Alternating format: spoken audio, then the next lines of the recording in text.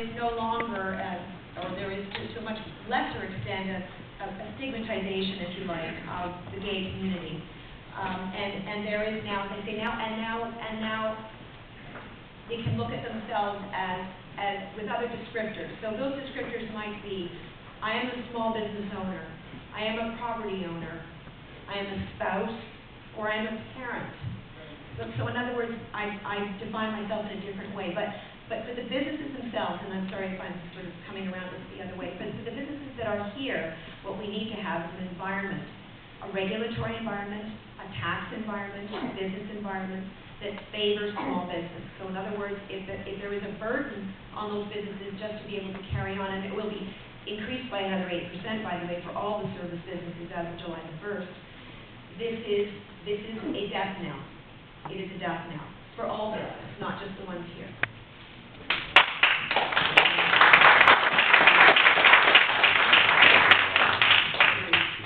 Freedom from materials approach would be to actually scrap property tax.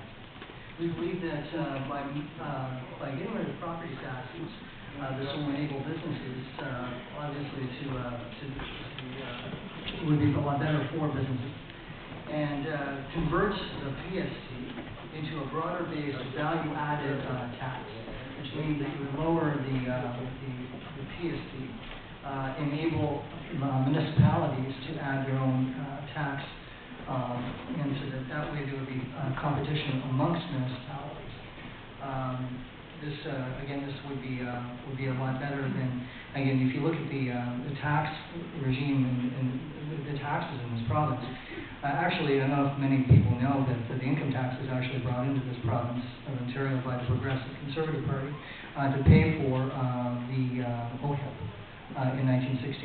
They both they brought in OHIP, and they also brought in the the subject is how we're going to preserve the character of the church Wellesley neighborhood, if anybody's got suggestions. Right, well, the taxes are obviously a very important thing, so if people are paying higher taxes, this might discourage people from moving into the neighborhood.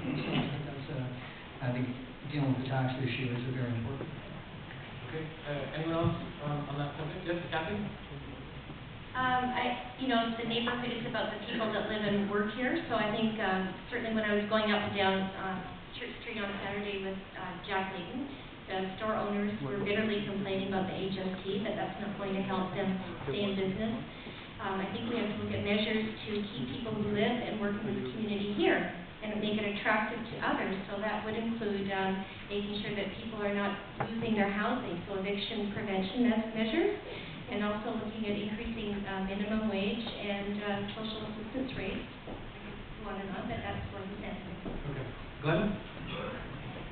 Yeah, the City of Toronto Act has given, past five get together, has given the City of Toronto more abilities to do regional and neighborhood economic development than any other municipality in the country has.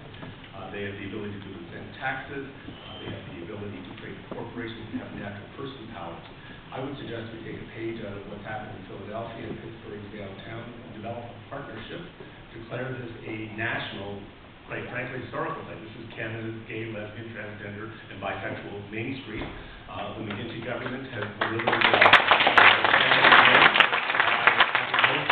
my life as a proud out gay mayor, and having lived in this neighborhood for 5 years, over at 40 Alexander, we can use that to leverage that. Let's build a pride house, as they did in Vancouver, for the Pan Am Games for gay and lesbian athletes, and let's take world pride here and continue the investments the McGuinty government is already making, and you can see them all around here, to build this as an iconic street.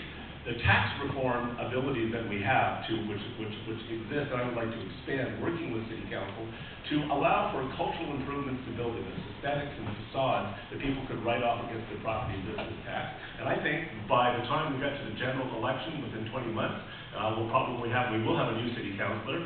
Working with you, we are going to make this the proudest, best gay Main Street in the whole darn world.